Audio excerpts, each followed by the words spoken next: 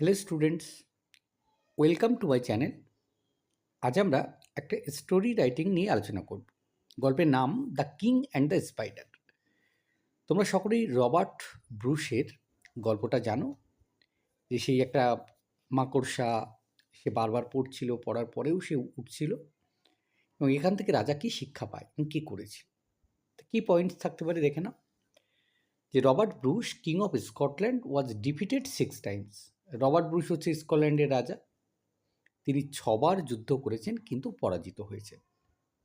হিড himself in a cave, তখন তিনি একটা গুহার মধ্যে নিজেকে লুকিয়ে রেখেছিলেন। Saw a spider trying to climb the ceiling, তিনি দেখলেন একটা মাকড়সাকে, সে হচ্ছে ওই সিলিংটা চড়ার চেষ্টা করছে, ছাদে ওঠার চেষ্টা করছে। ফেইল্ড 6 টাইমস, 6বার ব্যর্থ হয়েছে। সাকসিডেড অ্যাট লাস্ট, অবশেষে সফল হয়েছে। লার্নড অ্যান ইম্পর্ট্যান্ট লেসেন, তখন রাজা একটা গুরুত্বপূর্ণ শিক্ষা কিন্তু এখান থেকে পেলেন। রিগেইনড হিজ কিংডম, এবং এভাবেই তিনি তার সাম্রাজ্যকে আবার কিন্তু ফিরে পেলেন। তো এই পয়েন্টসটা থাকবে মোটামুটি। তো তোমরা এই পয়েন্টস দেখার পরে যে টাইটেলটা দেবে সেটা হচ্ছে the king and the spider, অথবা তোমরা লিখতে পারো the Robert Bruce and the spider, এটাও কিন্তু লেখা যেতে পারে। এবার কিভাবে গল্পটা লিখবে সেটা দেখে নাও। Robert Bruce, the king of Scotland, was defeated 6 times in the battlefield. Robert Bruce, যে কিনা স্কটল্যান্ডের রাজা, সে পরাজিত হয়েছিল 6বার যুদ্ধক্ষেত্রে। His enemies occupied his kingdom, তার শত্রু যারা ছিল তারা তার সেই যে রাজত্ব সেটা অধিকার করেছিল।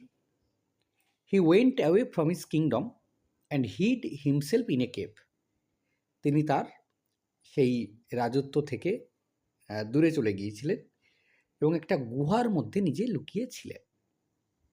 দেয়ার he saw a spider trying hard to climb up the ceiling, সেখানে তিনি একটা মাকড়সাকে দেখেছিলেন, যে মাকড়সা চেষ্টা করছিল ওই নিচ থেকে ছাদে ওঠার জন্য।